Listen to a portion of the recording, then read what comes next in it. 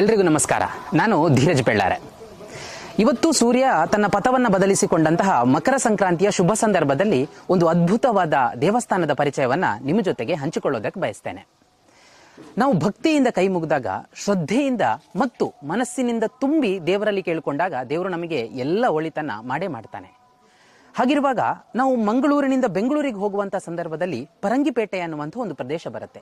ಪರಂಗಿಪೇಟೆಯ ಉತ್ತರ ಭಾಗದಲ್ಲಿ ಒಂದಷ್ಟು ದೂರ ಹೋದಾಗ ಸುತ್ತ ಹಸಿರಿನಿಂದ ತುಂಬಿದಂತಹ ಒಂದು ಸಣ್ಣ ದೇವಾಲಯದ ಪ್ರದೇಶವನ್ನ ನಾವು ಕಾಣಬಹುದು. ಈ ಪ್ರದೇಶಕ್ಕೆ ಕುಚ್ಚೂರು ಅಂತ ಕರೀತಾರೆ. ಈ ಪ್ರದೇಶದ ಒಂದು ಸಣ್ಣ ಪರಿಚಯವನ್ನ ನಿಮ್ಮ ಜೊತೆಗೆ ಹಂಚಿಕೊಳ್ಳೋದಕ್ಕೆ ಬಯಸ್ತೇನೆ.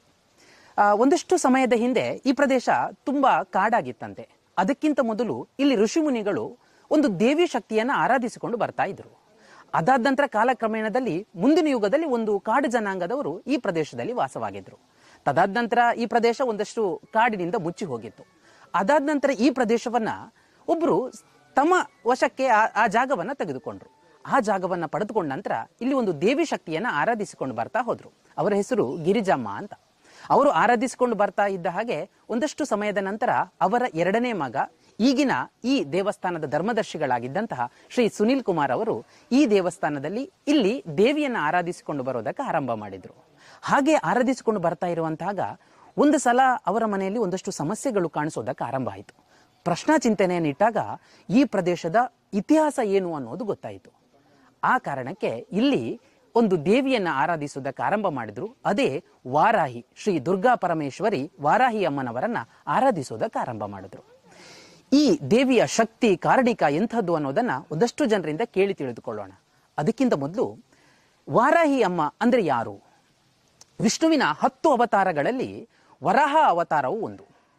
ಹಿರಣ್ಯಾಕ್ಷರನ್ನ ವಧೆ ಮಾಡೋದಕ್ಕೆ ವರಾಹ ಅವತಾರವನ್ನ ತಾಳಿಕೊಂಡು ಈ ಭೂಮಿಗೆ ಬಂದಾಗ ವಿಷ್ಣುವಿನ ಮಡದಿಯಾದಂತಹ ಲಕ್ಷ್ಮೀ ದೇವಿಯು ವಾರಾಹಿ ರೂಪವಾಗಿ ಈ ಭೂಮಿಗೆ ಬರ್ತಾಳೆ. ಅದಲ್ಲದೆ ಆದಿಮಹಾಶಕ್ತಿಯು ರಕ್ತಬೀಜಾಸುರನನ್ನ ವಧೆ ಮಾಡುವಂತಹ ಸಂದರ್ಭದಲ್ಲಿ ತನ್ನ ತನುವನ್ನ ಕೊಡವಿದಾಗ 7 ಮಾತೃಕೆಯರ ಜನನ ಆಗತ್ತೆ. ಅದರಲ್ಲಿ ಒಬ್ಬಳು ವಾರಾಹಿ. ಅದನ್ನ ನಾವು ವೈಷ್ಣವಿ ದೇವಿ ಅಂತಾನೂ ಕರಿತೇವೆ. ಆ ಅದ್ಭುತವಾದ ಪುಣ್ಯಕ್ಷೇತ್ರದಲ್ಲಿ ನಾವಿದ್ದೇವೆ. ಈ ಪುಣ್ಯಕ್ಷೇತ್ರದಲ್ಲಿ ಒಳಿತನ್ನ ಪಡೆದುಕೊಂಡವರು ಹಲವಾರು ಜನ. ಅವರಲ್ಲಿ ಕೆಲವರನ್ನ ನಿಮಗೆ ಪರಿಚಯ ಮಾಡಿ ಕೊಡ್ತೇನೆ. ನಿಮಗೊಂದು ವಿಷಯ ಹೇಳಬೇಕು. ಹಿಂದೆ ನಾವೆಲ್ಲರೂ ಕೊರೋನಾ ಅಂತ ಕರಿತೇವಲ್ಲ, ಇದನ್ನ ಕೊರೋನಾ ಬರೋದಕ್ಕಿಂತ 6 ತಿಂಗಳು ಮೊದಲು ಈ ಸ್ಥಳದಲ್ಲಿ ದೇವಿ ದರ್ಶನ ಬಂದು ಮಾತನಾಡುವಾಗ ಹೇಳಿದ್ರಂತೆ, ಮುಂದಿನ 6 ತಿಂಗಳಲ್ಲಿ ನಿಮಗೊಂದು ನರಕಯಾತನೆ ಬರೋದಕ್ಕಿದೆ ಅಂತ. ಸರಿಯಾಗಿ 6 ತಿಂಗಳ ನಂತರ ನಮ್ಮೆಲ್ಲರಿಗೂ ಕೊರೋನಾ ಅನ್ನುವಂಥದ್ದೊಂದು ಪರಿಚಯ ಕೂಡ ಆಯಿತು. ಹೀಗೆ ಇದಲ್ಲ, ಇಂತಹ ಹಲವಾರು ಪವಾಡಗಳು ಈ ನೆಲದಲ್ಲಾಗಿದೆ. ಅಂತಹ ಒಂದಷ್ಟು ಜನರನ್ನ ಪರಿಚಯ ಮಾಡ್ತೇವೆ. ಜೊತೆಗೆ ಈ ಕ್ಷೇತ್ರದ ಬೇರೆ ಬೇರೆ ವಿಚಾರಗಳನ್ನ ಹಂಚಿಕೊಳ್ತಾ ಹೋಗ್ತೇವೆ. ನಮಸ್ಕಾರ. ಇವತ್ತು ನಮ್ಮೊಂದಿಗೆ ಈ ದೇವಸ್ಥಾನದ ಧರ್ಮದರ್ಶಿಗಳಾದ ಶ್ರೀ ಸುನಿಲ್ ಕುಮಾರ್ ಅವರಿದ್ದಾರೆ. ಅವರ ಜೊತೆಗೆ ತಿಳಿದುಕೊಳ್ಳೋಣ ಈ ದೇವಸ್ಥಾನದ ಒಟ್ಟು ವಿಚಾರವನ್ನ. ಸರ್ ಹೇಳಿ ಸರ್, ಈ ದೇವಸ್ಥಾನದ ಬಗ್ಗೆ ಏನು, ಹೇಗೆ? ದೇವಸ್ಥಾನ ಅಂದ್ರೆ ದೇವರದು ಪೂಜೆ ನಡೀತಾ ಇತ್ತು. ಮೊದಲು ಮನೆ ಆಗಿತ್ತು. ಮನೆಯಲ್ಲಿ ನಾವು ಜೊತೆಯಾಗಿದ್ದಾಗ ಕಷ್ಟ ಬಂತು ತುಂಬಾ ನಮಗೆ. ಅಂದ್ರೆ ತಿನ್ನೋಕ್ಕೂ ಗತಿಲ್ಲದೆ ಮತ್ತೆ ಒಂದು ಚೂರು ಕಷ್ಟ ಬಂದಾಗ ಒಂದು ಕಡೆಗೆ ಹೋದಾಗ ಅವರು ನೋಡಿದಾಗ ಶರೀರದಲ್ಲಿ ಆವಾಗಲೇ ಬಂದ ಕೂಡಲೇ ಅದು ದುರ್ಗಾ ಪರಮೇಶ್ವರಿ ಅಂತ ನಾವು ನೆನೆಸಿದ್ದು. ಮತ್ತು ಅವರು ಹೇಳಿದ್ರು, ಇಲ್ಲಿ ಬಂದಾದ ನಂತರ ಅಲ್ಲಿ ನೀವು ಹೋಗಿ ಇನ್ನು ಮುಂದೆ ಯಾವುದು ಮಧುಮಾಂಸ ಮುಟ್ಟಬಾರದು, ಅಲ್ಲಿ ಇನ್ನು ಮುಂದಕ್ಕೆ ಜನ ಬರ್ತಾರೆ ಅಲ್ಲಿಗೆ. ಅದಕ್ಕೆ ನಾನು ಕೇಳಿದೆ, ನನಗೆ ಓದೋಕ್ಕೂ ಬರೆಯೋಕ್ಕೂ ಏನು ಗೊತ್ತಿಲ್ಲ, ನಾನು ಹೇಗೆ ಅಂತ. ಅದಕ್ಕೆ ಅವರು ಹೇಳಿದರು, ಅದು ನೀವು ಮಾಡುವುದಲ್ಲ, ಎಲ್ಲ ತಾಯಿ. ಅಲ್ಲಿ ಏನು ಪವಾಡ ಅಂದರೆ ಖಾಲಿ ಪ್ರಸಾದದಿಂದ ಎಲ್ಲ ಸರಿಯಾಗುತ್ತೆ, ನೀವು ಖಾಲಿ ಸುಮ್ಮನೆ ಕೂರಕ್ಕೆ ಮಾತ್ರ ನೆವನ, ಮತ್ತೆಲ್ಲ ತಾಯಿದು ಪವಾಡ. ಹಾಗಾದರೆ ಇನ್ನು ಮುಂದಕ್ಕೆ ಏನಾಗಬೇಕು ಅಂತ ನಾನು ಹೇಳ್ತೀನಿ, ಅದನ್ನು ಮಾಡ್ತಾ ಬನ್ನಿ ಅಂತ. ಮತ್ತು ತಂತ್ರ ಮಾಟ ಮಂತ್ರ ಕಲಿಯುವುದು ಬಿಡುವುದು ಅದೇನಿಲ್ಲ, ಖಾಲಿ ಪ್ರಸಾದದಿಂದ ಸರಿಯಾಗಿದೆ. ಆನಂತರ ತನ್ನಷ್ಟಕ್ಕೆ ತಾನಾಗಿ ಜನ ಬಂತು.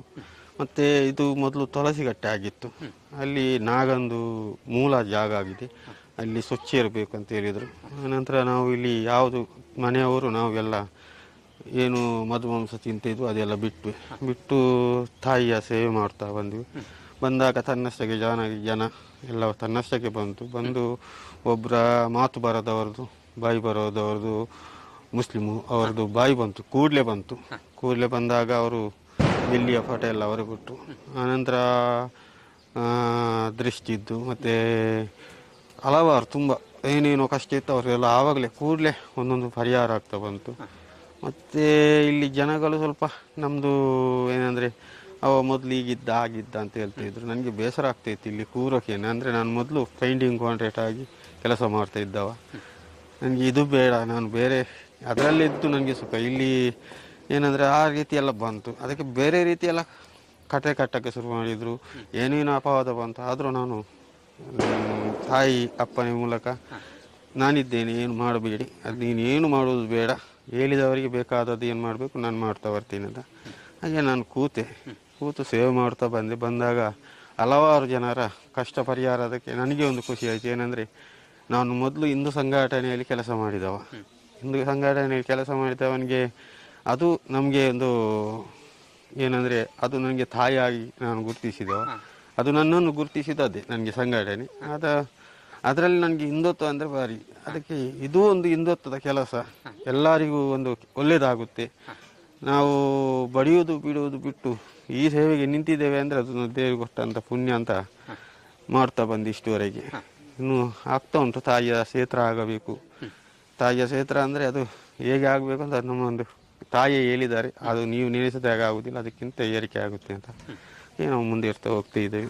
ಇಲ್ಲಿ ಯಾವುದೆಲ್ಲ ಪರಿವಾರ ದೈವಗಳಿದ್ದಾವೆ? ಇಲ್ಲಿ ಮೊದಲಾಗಿ ದುರ್ಗಾ ಪರಮೇಶ್ವರಿ, ಮತ್ತೆ ವಾರಾಹಿ ತಾಯಿ, ಮತ್ತೆ ಶನೀಶ್ವರ, ಕಾಲಭೈರವ, ಅಜ್ಜ, ರಾಹುಗುಲಿಗ, ಒಳಗೆ ಬಂಗಾರ ಮಂತ್ರ ದೇವತೆ, ಅಷ್ಟು ಎಲ್ಲ ಪರಿವಾರ ದೇವರು ಇದ್ದಾರೆ. ಇದು ಪೂಜೆ ಸಂದರ್ಭಗಳೆಲ್ಲ ಯಾವಾಗೆಲ್ಲ ಪೂಜೆಗಳಿರ್ತವೆ? 3 ಹೊತ್ತು ಇದೆ ದಿವಸಕ್ಕೆ. ಮಂಗಳವಾರ ಶುಕ್ರವಾರ ರಾತ್ರಿ ಹೊತ್ತು ತಾಯಿ ಶರೀರದಲ್ಲಿ ಬಂದವರಿಗೆ ನುಡಿಮುತ್ತು. ಅವರು ನಿಂತರೆ ಸಾಕು, ಅವರ ಏನಾಗಿದೆ ತಪ್ಪು, ಅವರು ಏನು ಮಾಡಿದ್ದಾರೆ ಅದನ್ನು ಬಿಡಿಸಿ ಹೇಳಿ. ತಾಯಿ ಹೇಳುವುದು ಒಂದೇ, ಏನಾದರೆ ಮನಸ್ಸರು ತಪ್ಪು ಮಾಡದವರು ಯಾರೂ ಇಲ್ಲ. ತಪ್ಪು ಮಾಡಿದ್ದಕ್ಕೆ ಕ್ಷಮೆ ಅಂತ ಕೇಳಿದರೆ ನಾನು ಅಲ್ಲಿ ಪರಿಹಾರ ಮಾಡ್ತೇನೆ. ನೀವು ಹಣ ಕೊಟ್ಟು ಅಲ್ಲ, ನಿಮ್ಮ ಆಸ್ತಿ ಬಂಗಾರ ಕೊಟ್ಟು ನನಗೆ ಏನು ಬೇಡ, ನಿಮ್ಮ ಭಕ್ತಿ ಸಾಕು ಅಂತ. ಹಾಗೆ ಆ ಹೊತ್ತಿಗೆ ವಾಕ್ಯದ ಮೂಲಕ ಹೇಳುತ್ತಾರೆ. ಅವರು ತಪ್ಪು ಒಪ್ಪಿದರೆ ಪ್ರಸಾದ ಮೂಲಕ ಆ ಕೂಡಲೇ ಎಲ್ಲ ಸರಿಪಡಿಸಿದಂಥ ತುಂಬ ನಿದರ್ಶನ ಇದೆ. ಅದಕ್ಕೆ ತಾಯಿ ಈ ರೀತಿ ಎಲ್ಲ. ಇದೀಗ ಈ ಜೀರ್ಣೋದ್ಧಾರವನ್ನು ಎಷ್ಟು ಸಮಯದ ನಂತರ ಮಾಡಬೇಕು ಅಂತ ಹೇಳಿ? ನಮ್ಮದು ಅಂದಾಜು 2 ವರ್ಷದ ಒಳಗೆ ಆಗಬೇಕು ಅಂತ. ಆ 2 ವರ್ಷದ ಒಳಗೆ ಆದರೆ ನಮಗೆ ಒಂದು ಭಾರಿ ಖುಷಿ, ಸಂತೋಷ. ಇದಕ್ಕೆ ಧನ ಸಹಾಯ ಹೇಗೆ? ಧನ ಸಹಾಯ ಅಂದರೆ ನಾವೀಗ ಒಂದು ತಾಯಿಯ ನುಡಿಮುತ್ತಾಗಿ ಏನಂದರೆ ಒಂದು ಅದೃಷ್ಟ ಚೀಟಿ ಮಾಡಿ ಅಂತ. ಆ ಅದೃಷ್ಟ ಚೀಟಿ ಮಾಡಿದರೆ ನೀವು ಹೀಗೆ ಮುಂದಕ್ಕೆ ಹೋಗಿ 1,000 ಇಟ್ಟು ಮತ್ತೆ ಕೇಳಕ್ಕಿಲ್ಲ.